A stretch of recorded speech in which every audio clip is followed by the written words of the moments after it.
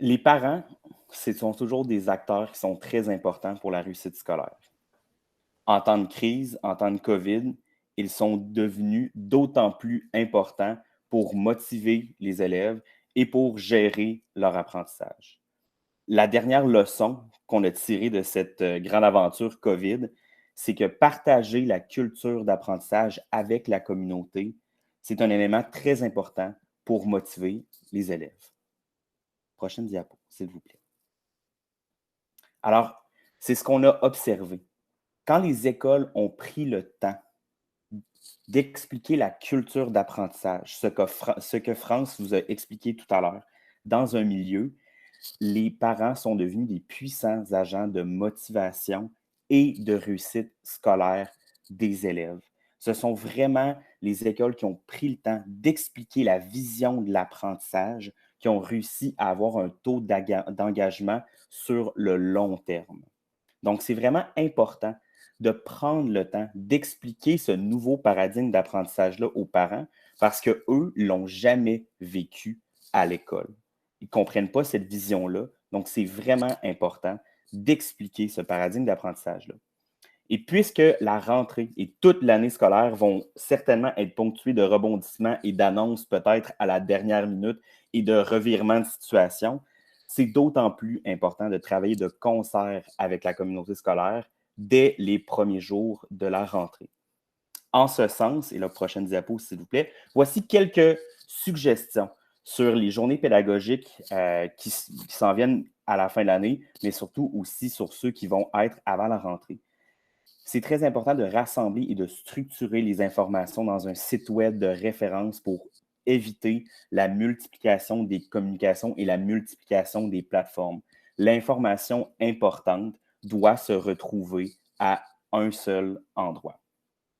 Ça va être important aussi d'informer les parents sur la stratégie d'arrimage pédagogique qu'on va aborder un petit peu plus tard ensemble pour s'assurer de bien expliquer comment on va arrimer les contenus qui ont été vus dans l'accompagnement à distance et ceux qui seront vus dans l'année scolaire 2020-2021.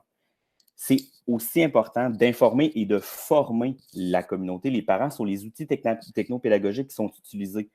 Donc, si on utilise la suite Google ou la suite Office, il y a plusieurs écoles qui ont pris le temps de littéralement faire une formation aux parents sur l'utilisation de cette suite-là pour qu'ils soient en mesure d'aider leurs enfants à l'utiliser. Et c'est aussi d'accompagner les parents dans leur rôle en fonction des modalités d'organisation scolaire, soit à distance ou en présence, mais vraiment les accompagner dans la prise en compte notamment de la rétroaction reçue. On passe beaucoup de temps à donner de la rétroaction aux élèves. C'est important d'aider nos parents à comprendre comment les élèves peuvent prendre en compte cette rétroaction-là afin qu'elle ait vraiment de l'impact. Ça peut être intéressant aussi d'expliquer les stratégies pédagogiques employées pour travailler avec les élèves. Si vous avez des stratégies notamment de lecture, c'est important de les expliquer aux parents pour qu'ils puissent les comprendre et ainsi aider leurs élèves. Puis, également dans le renforcement de l'accompagnement à distance, mais je vous dirais en général aussi, quelles sont les bonnes stratégies de travail et d'études afin de favoriser la réussite scolaire. Donc, c'est vraiment important de mettre les parents dans le coup, pas juste sur les aspects de gestion, mais aussi de vision de l'apprentissage parce qu'ils n'ont pas vécu la même école que leurs enfants vivent. Les recommandations pour 2020-2021 seront déclinées en deux grands aspects. Prochaine diapo, s'il vous plaît. L'arrimage pédagogique et comment gérer une potentielle deuxième vague. Alors, l'arrimage pédagogique. Le contexte actuel, c'est que les élèves ont vécu un accompagnement à distance qui est complètement différent. Il y en a qui ont réussi, par exemple, au primaire en dehors de la CMM, à revenir sur les bancs d'école. Il y en a qui ont été en accompagnement à distance, puis qu'il y a des élèves qui ont vraiment, vraiment été assidus. Il y en a que, malgré toutes les interventions qu'on a faites, on a un peu échappé ou on a un peu perdu dans la brousse ces élèves-là. Donc, on n'est pas trop sûr de l'état de les apprentissages. Donc, à la rentrée en août 2020, on va avoir une grande diversité d'apprenants. Donc, ça va être très important de procéder à un arrimage pédagogique afin de s'assurer que les élèves soient en mesure de maîtriser les contenus et d'être compétent pendant l'année scolaire 2021. Il pourrait être tentant de faire un gros bloc de révision au début de l'année, même en ciblant uniquement les notions essentielles de 2019-2020. Par contre, l'expérience nous enseigne de faire preuve de prudence à cet égard. Réviser en bloc en début de l'année, c'est ce que certaines écoles de la Nouvelle-Orléans avaient fait lors de la réouverture suite à l'ouragan Katrina. Puis eux, c'était 1 an. Il y avait eu 1 an de fermeture des écoles. Les résultats furent sans équivoque, baisse de motivation des élèves et faible transfert lorsque les élèves ont dû mobiliser les contenus de l'année pédagogique précédente pour comprendre et mobiliser les nouveaux contenus enseignés pendant l'année scolaire actuelle.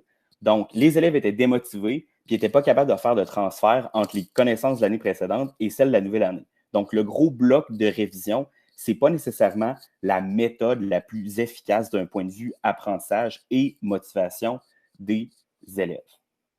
Prochaine diapo. À l'opposé, il y en a d'autres qui ont fait un arrimage qu'on pourrait caractériser en filigrane. C'est-à-dire que les contenus qui étaient prérequis, donc ceux qui auraient dû l'année précédente, étaient abordés au fur et à mesure qu'ils étaient nécessaires pendant l'année. Et ça a vraiment eu un résultat significatif sur la motivation et sur la réussite scolaire des élèves. Donc, pour favoriser ce transfert de connaissances et la motivation des élèves, c'est vraiment comme ça qu'on vous conseille d'opérer pendant la prochaine année scolaire. Cette façon-là de procéder, d'y aller vraiment en filigrane plutôt qu'y aller en gros bloc, c'est également ce que nous dit la recherche en neuroéducation, qui nous parle notamment de récupération en mémoire à un moment opportun et d'entrelacement, qui est une traduction du terme interleaving, qui nous dit que c'est préférable de faire des tâches connexes en filigrane plutôt qu'aborder une seule tâche en bloc en révision au début de l'année. Prochaine diapo.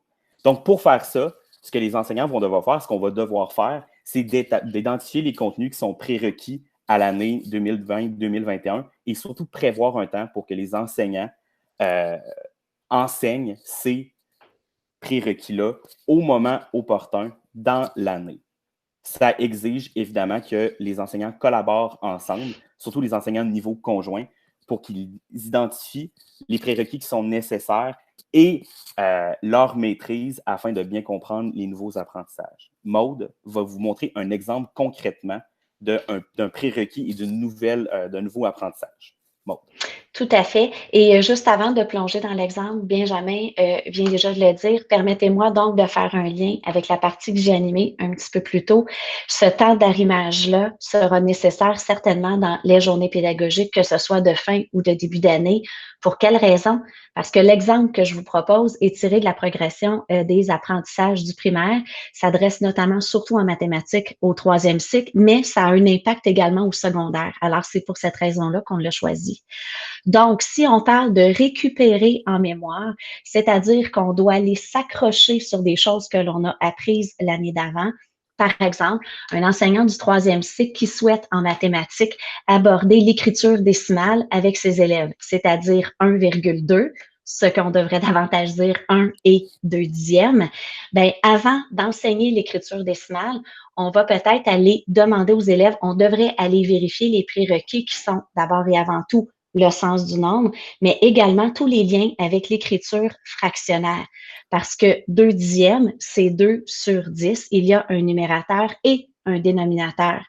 Ce qui fait en sorte que le fait d'aller au bon moment, retourner chercher les acquis de la précédente année, on est en train de forcer les liens, non seulement au niveau neuronaux, mais on est en train également d'établir une belle planification parce qu'on est en train de rendre visible aux élèves tous les liens entre ce qui doit être enseigné. Et ce n'est pas anodin d'aller renforcer ces connexions-là au bon moment. Pour quelle raison? Parce qu'ensuite, la littérature scientifique commence à être assez formelle à ce sujet-là.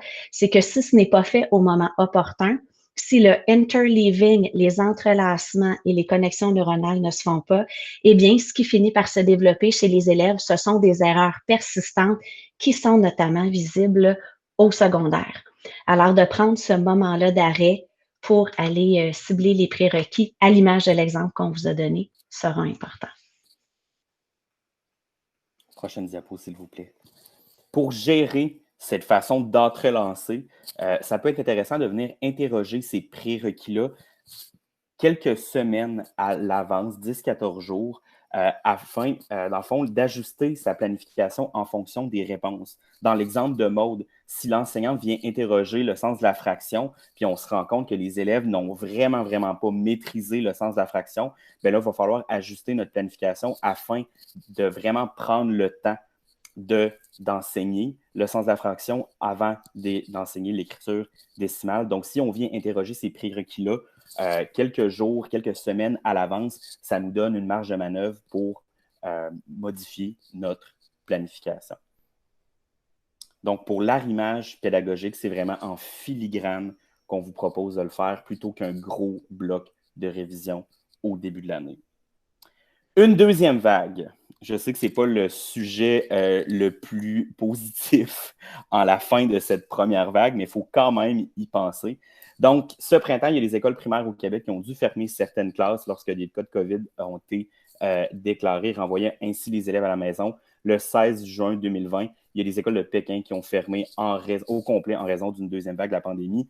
Donc, c'est une possibilité à laquelle il faut se préparer. Donc, notre recommandation, c'est de conserver la structure que vous avez développée issue de la culture d'apprentissage et de l'efficience numérique, ce que Guillaume et France vous ont parlé notamment, parce que ça va peut-être être, on va peut-être devoir continuer à offrir éventuellement soit des services pédagogiques qui sont 100% à distance ou même dans une modalité hybride avec, par exemple, j'ai 16 de mes élèves qui sont en classe et j'en ai, par exemple, 20 qui sont à la maison. Donc, il faut conserver la structure, l'expertise que vous avez développée dans les 3 derniers mois. On va peut-être en avoir besoin encore l'année prochaine.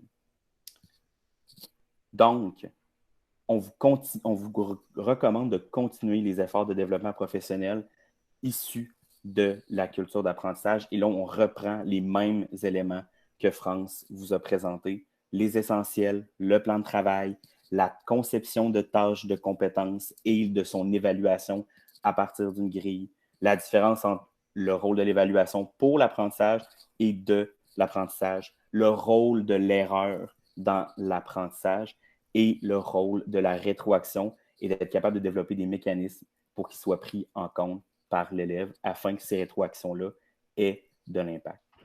Donc, en faisant ça, en continuant les efforts de développement professionnel issus de la culture d'apprentissage, issus de l'efficience numérique, votre école va être prête et ce, peu importe les modalités d'enseignement. Et le dernier point, le plus important, et là, c'est là que je vais me demander à mes patrons ainsi qu'à France, Guillaume et Maude d'allumer leur micro. On veut vous remercier vraiment du fond du cœur.